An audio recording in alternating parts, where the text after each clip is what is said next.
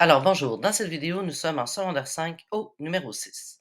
Alors on a une suite, hein, là on est habitué et puis, ce que je veux dire tout de suite, c'est que, ce texte-là va répondre à quelque chose que tu n'es pas censé faire. Donc dans les procédés argumentatifs, quand on répond à une question, on y va avec la réfutation, on a commencé à le voir, avec l'explication, on va le voir aussi assez largement, mais il y a une autre stratégie argumentative qui s'appelle la dialectique.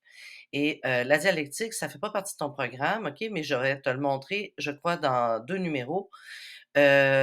Pourquoi? Parce que, tu vas le rencontrer, au cégep l'année prochaine et puis aussi parce que des fois, il y a des questions qui sont un peu difficiles à répondre, dont celle qu'on va voir, à la question 6, 7, 8 et la dialectique, finalement, est le meilleur outil pour y arriver, mais toi, tu y as pas le droit en secondaire 5, mais tu vas y avoir droit l'année prochaine. Donc, quand on se pratique, ben, on peut voir plus loin, mais bon, faut quand même que tu saches que tu fais pas ça à l'examen du ministère.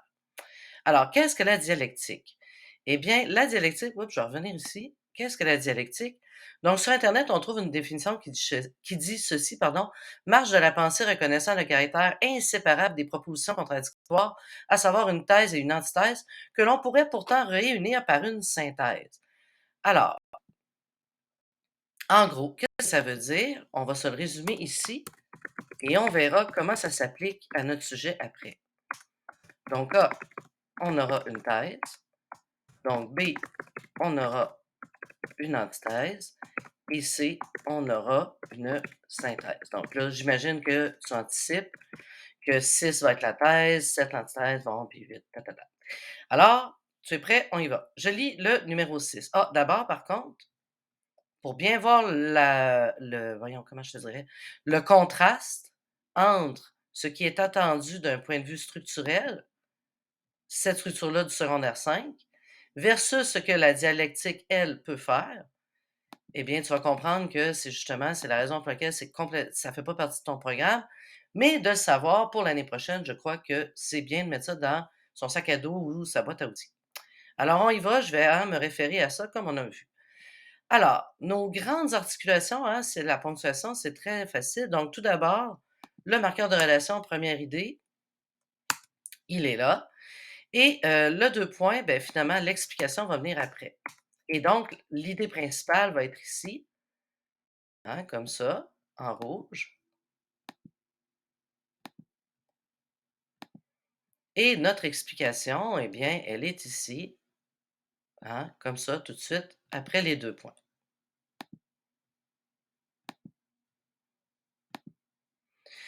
Donc, quelle est l'idée principale? Ben, les revenus engendrés par la vente de notre eau, premièrement, un modélisateur ici, notre eau, je vais le grossir un peu, qui va revenir à ici notre dette. Donc, très astucieux, tu sais, hein, la ressource, elle nous appartient, puis il y a aussi notre dette qui va avec. Ben, je veux dire, qui viendrait se lier à elle. Et là, pourrait contribuer à amoindrir le poids. Donc, un élève, disons, aurait plutôt utilisé diminuer, un élève, disons, régulier, mais allez-y avec des synonymes. Et puis, les synonymes sont faciles à trouver, oui, dans les dictionnaires de synonymes, mais aussi dans le dictionnaire Robert. À chaque entrée de mots, tous les mots en caractère gras, je l'ai déjà dit dans une autre capsule, font référence à des synonymes. Donc, c'est très important de varier son style, notamment en variant les mots qu'on utilise. Donc, amoindrir le poids de notre dette. Donc, si je viens ici, quelle est l'idée principale? Ben, c'est la dette nationale.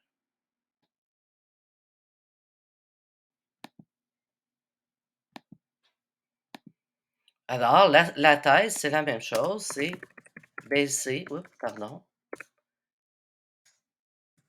baisser la dette nationale. Donc, jusque-là, d'un point de vue de la structure argumentative, ça va bien. Maintenant, si je vais d'un point de vue de l'explication, j'ai ici ceci, selon l'IDEM, qu'il faut que je commente tout de suite en partant. Bon, qu'est-ce que c'est l'IDEM? Ça paraît très beau, hein, quand on dit ça, selon l'IDEM, mais qu'est-ce que c'est? Fait qu'on va voir sur Internet, quand on ne sait pas. Et là, on se rend compte que c'est en Allemagne, OK. Bon, c'est très bien l'Allemagne, hein, jusqu'à maintenant. Mais là, je veux dire, ça a été, son année d'établissement, c'est 2008. Bon, 2008, ça veut dire que contrairement à l'ONU, hein, c'est un organisme qui est moins établi depuis moins longtemps, ce qui veut dire que, notamment, il devrait avoir moins d'expertise. Et si on regarde un peu, d'un point de vue des informations générales, ben l'ONU, les Nations unies, justement, fait partie des partenaires de fonds, qui fait qu'on pourrait dire que c'est presque un appendice de l'ONU, entre guillemets, là, je suis pas allé plus loin.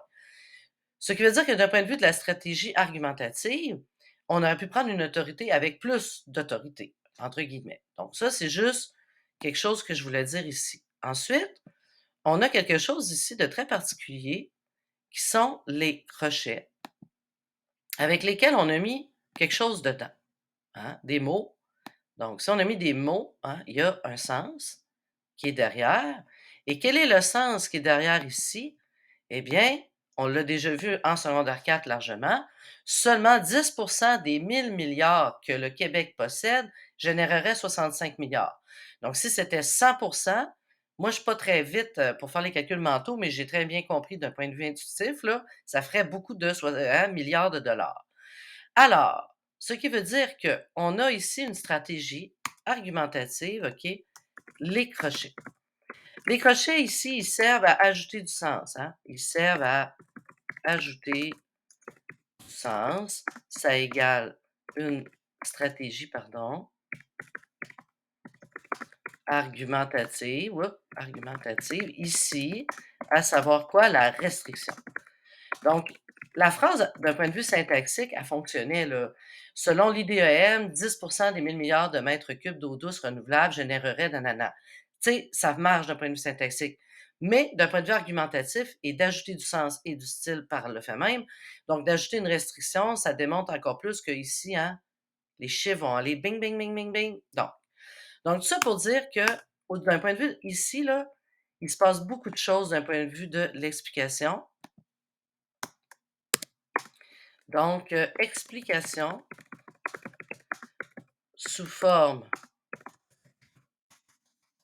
de citation d'autorité, plus statistique avec une restriction.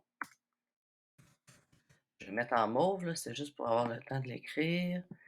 Donc, c'est la stratégie argumentative qui a été utilisée au point de vue de l'explication, d'y mettre, bon, l'élève n'a pas mis la meilleure citation d'autorité, c'est correct. D'un point de vue, je veux dire, moi je dis souvent, bon, en secondaire 5, on est un peu petit, là encore. Ça fait pas longtemps que tu en fais.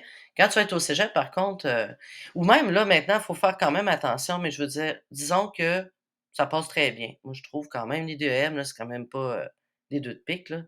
Donc, explication sous forme de citation d'autorité plus statistique avec une restriction d'ajouter. Entre crochets. Les crochets peuvent servir à d'autres choses aussi, on va le voir plus loin, ou on l'a aussi déjà si on l'a déjà vu sûrement, mais des fois quand le texte est trop long, on le coupe, on met des crochets et puis ça nous aide à aller directement à ce qu'on veut dire. Et comme tu vois, c'était une citation directe, donc on a mis les guillemets français et ce qui manque, c'est la référence, de où il a pris ça, cette information-là. Ça, il faut jamais l'oublier dans un examen du ministère, c'est vraiment important parce que sinon, on perd des points d'un point de vue, de le point 1. Est-ce que j'ai compris comment je dois écrire un texte argumentatif? Donc quand je cite, je dois toujours donner ma référence. On le verra dans d'autres textes.